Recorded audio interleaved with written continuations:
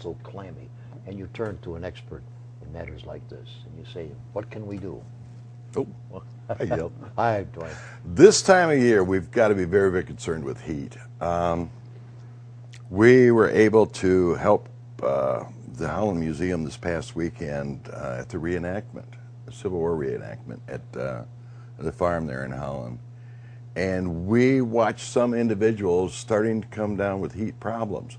And it's a progressive injury.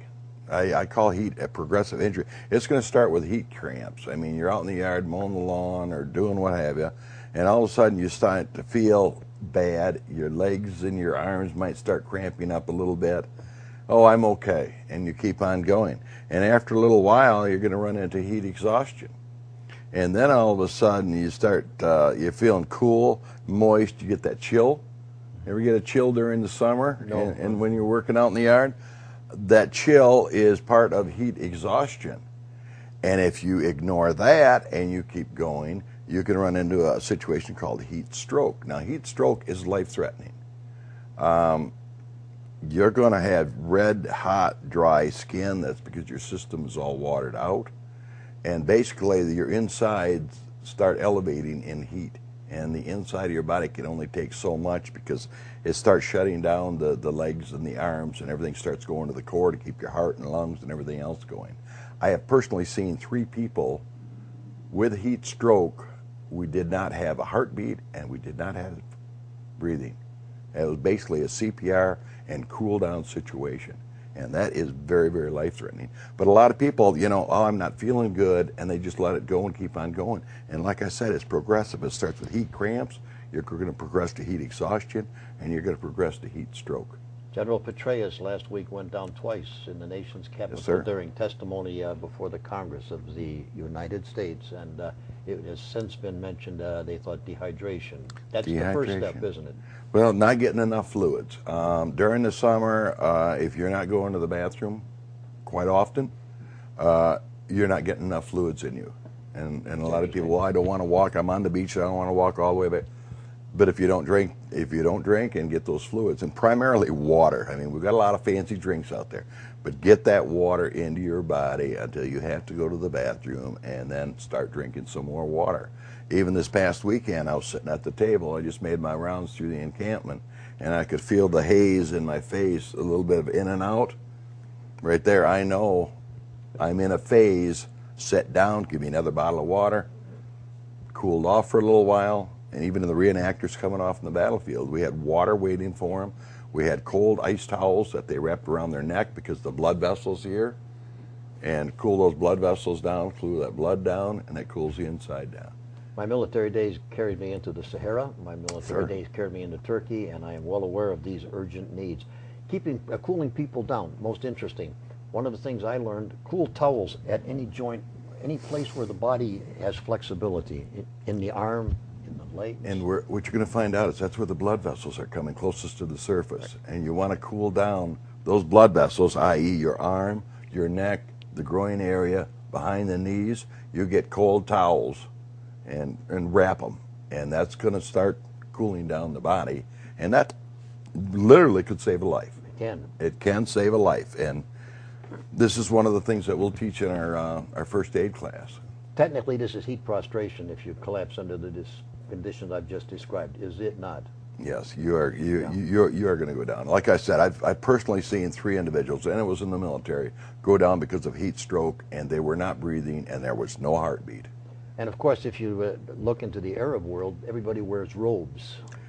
Cooling. Better circulation. Yes, and if you look at a lot of the old pictures, like with the farm, they're buttoned right up to the neck, and that's keeping the perspiration in, and the perspiration on the clothes will actually help cool the body down. And that's why you see that. There was another hit that I learned, don't drink cold beverages in these extremely warm conditions. Rather drink, if you're going to drink something, drink tea. Well, tempered. After the triathlon in Holland, I saw a young fellow come across the line, and he had to be in good shape in order to finish that run, but he was good sized, looked like a good football player for high school.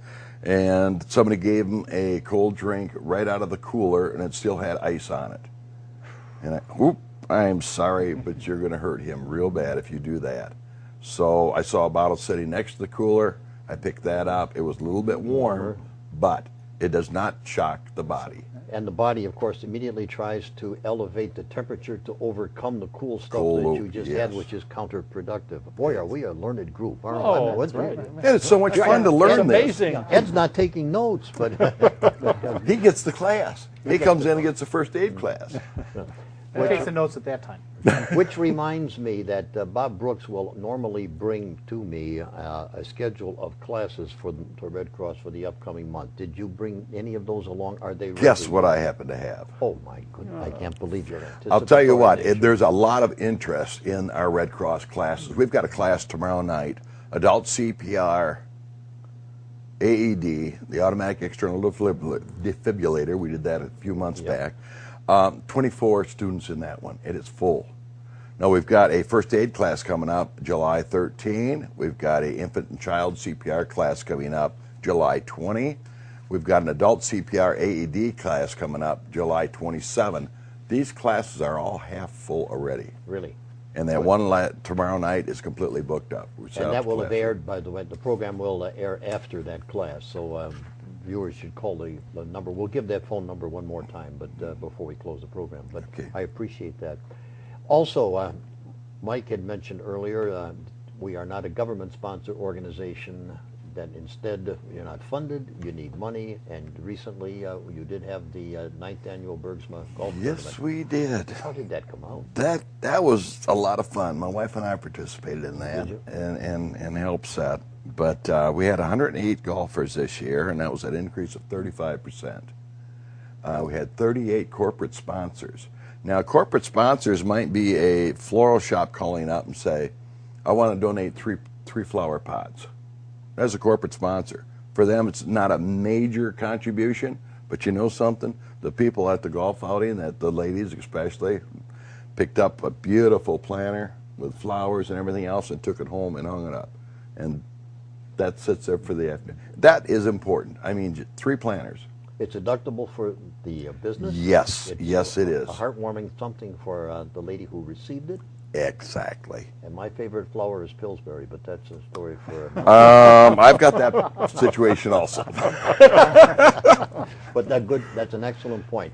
It was a successful finance. I'm sure you're still counting the money at various things. I think we ran into a little over $30,000, 37 I think it is. But then we've got to pay for the golf course yet and that type of thing. So it's a high gross but lower net. It is a lower net, yeah. But it is profitable.